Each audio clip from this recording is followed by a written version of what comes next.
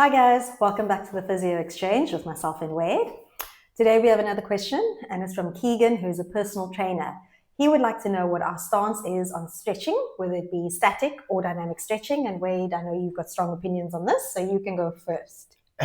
Okay, so I'm a big fan of dynamic stretching, mobility work, and there's a couple of reasons for this. I'm always looking at if we're doing a warm up or I'm prepping my athlete or a patient for their rehab session, I'm more dynamic, more mobility. So I'm using that neuromuscular connection, getting the joint to move, showing the muscle what it's going to be doing in the next few minutes, getting that neuro connection to the muscle, to the joint, giving it exposure.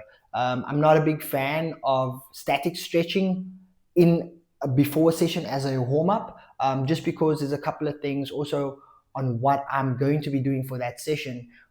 We know that research shows that static stretching inhibits power and explosiveness of muscle. So if those are the kind of things I'm wanting to touch on my session, be it plyometric work, um, explosive power with weighted loads, I don't want to inhibit that. I actually want to stimulate that and expose it to that. So for me, definitely dynamic stretching to do those loads.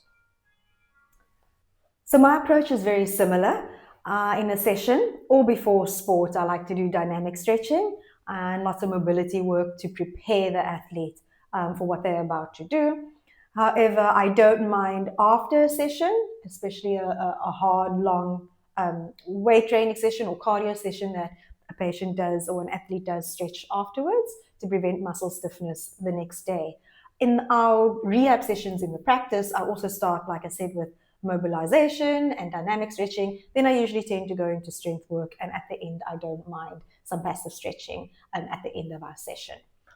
Okay, so a little bit differently on my approach on the end of a session, I usually don't really do any stretching. I usually tell my guys to literally do a very slow, almost walking type jog, and then either get on the bike and cycle out nice and easy, and use that to do kind of try to flash out any lactate or and things like just getting that system moving, not at high intensity, but just calming down the system, still getting a little bit of blood flow going, because that's kind of why we do the static stretching at the end of a session, also to get blood flow. It works for me with and or it's just my style, my approach, but definitely agree with the whole static stretching, creating blood flow does show, as well as research does show, that they are less stiff and kind of reduces DOMS in the next following days as well.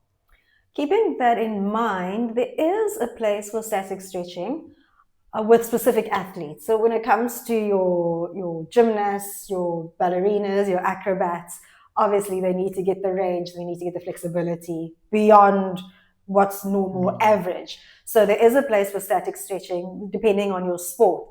But one thing that I would like to remind athletes is that you can overstretch as well. So in the moment you might feel good, so you start pushing your whatever you're doing, your stretch, your splits a little bit further, but be careful of pushing too far because you might not feel it in that session. The next day, you will feel as if you had injured a muscle because you create little micro tears in that muscle. And as well as desensitizing those Golgi tendon receptors, so you don't have any protection from that tendon pulling and stopping you from getting that length so far. Yes. Awesome. Yes. All right, Kian. We hope that helps you, at least getting our point of view on stretching and our different styles or approaches on that, man. So we hope that was helpful for you. So guys, if you have any more questions, please go to the website kurzbayphysio.co.za, get to the podcast link, drop us a question, and yeah, we'll see you next time on the Physio Exchange. See you.